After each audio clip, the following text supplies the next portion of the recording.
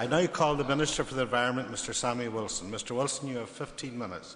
Thank you, Mr Deputy Speaker. And can I say that I welcome this debate today. And I suppose it's a bit of a sign of the change that has taken place in Northern Ireland, that the party that used to be more interested in plastic explosives is now interested in plastic bags. Order, Minister. You can't do that.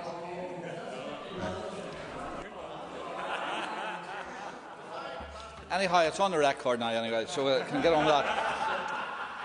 I think the other thing which I have noted during this debate, and there's a certain irony because members have talked about the need to change behaviour, to change attitudes, and to ensure that we do not engage in waste.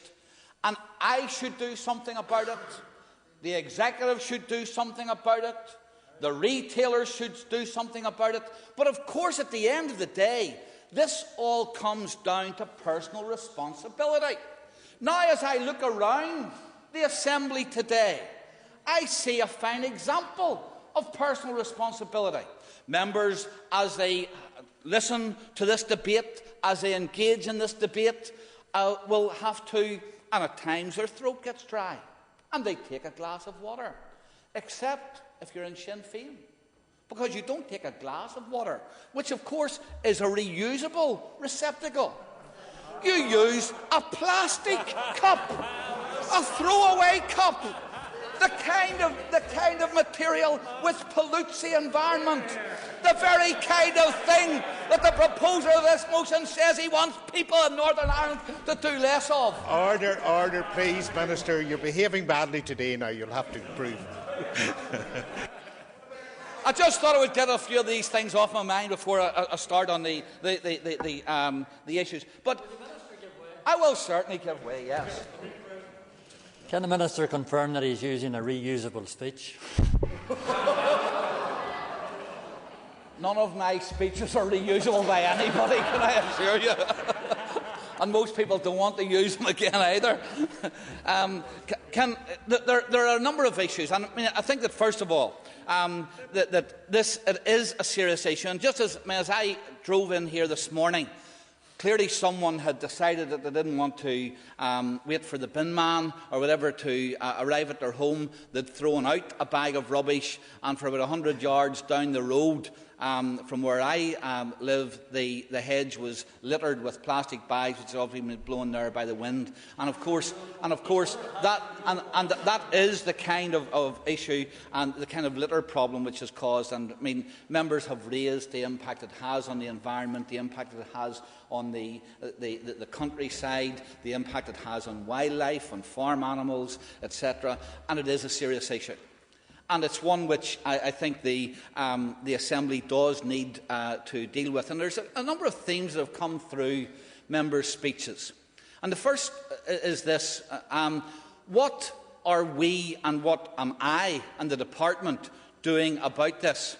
And I noticed that the proposer of the motion talked about the need for the Department and for me as the Minister to be proactive on this.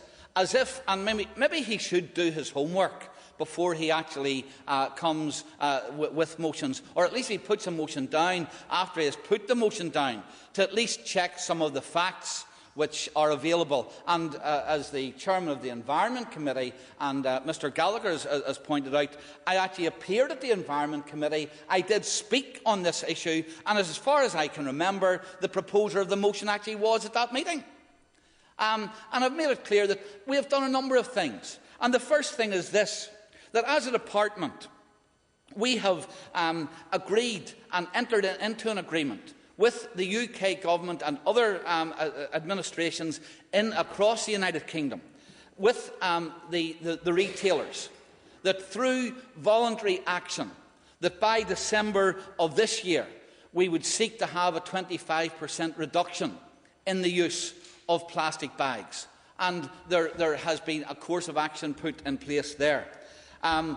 We have also agreed with retailers that, and some of them have already, of course, implemented, and members have mentioned this, that one of the ways of doing that is to use the Bag for Life scheme, which would enable people to then use and reuse bags. I've got to say, and here it does come down, and I think I've already mentioned this anyhow, in relation to the behaviour of the proposer of the motion on his plastic cup. I just thought I would remind him of that.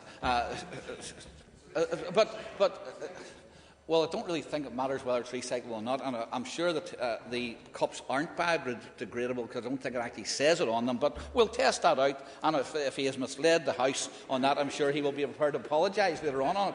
But even with the Bag for Life, and I think the member for Southampton made this point, it is one thing, and sometimes people feel good about having done their bit for the environment and buy a Bag for Life. But of the 40% of shoppers where Bag for Lives have been available have bought them, only 12% use them on a regular basis. And therefore, I think that one of the things is not just to put these good actions in place, but to then change people's behaviour so that they actually get some benefit from it. The other thing, of course, had the member been listening when I attended the Environment Committee, I made it quite clear that I had asked the Minister for DEFRA in the United Kingdom to include Northern Ireland in the climate change bill, to give us enabling legislation whereby this Assembly, if and when we saw fit, could introduce regulations which would allow us to deal with the plastic bag issue, if necessary, by imposing levies or imposing charges for it. So I don't think that it can be suggested that there has not been action taken by my department. And of course, the other thing is that the department has spent, and Bryson House has carried out some excellent work on this for the department, has spent money on engaging people to try and change behaviour and change attitudes through going into schools and through an education process. And of course, as part of the waste management strategy, we will fairly shortly, in fact in about a month's time, we should have in place a senior information officer who will then take forward a whole communication strategy for dealing with waste management. So I don't think that we have been dilatory in that.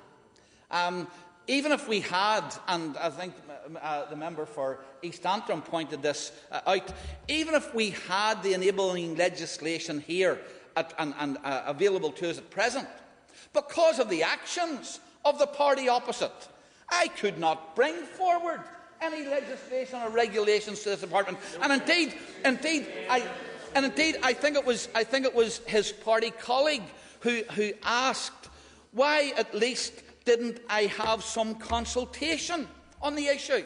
Well, he will know well that before I can bring any consultation forward on any piece of legislation or any regulation, I've got to get it passed by the Executive, and the Executive is not meeting. And the reason why the Executive is not meeting is because, of course, Sinn Féin are in a bit of a strump at the moment.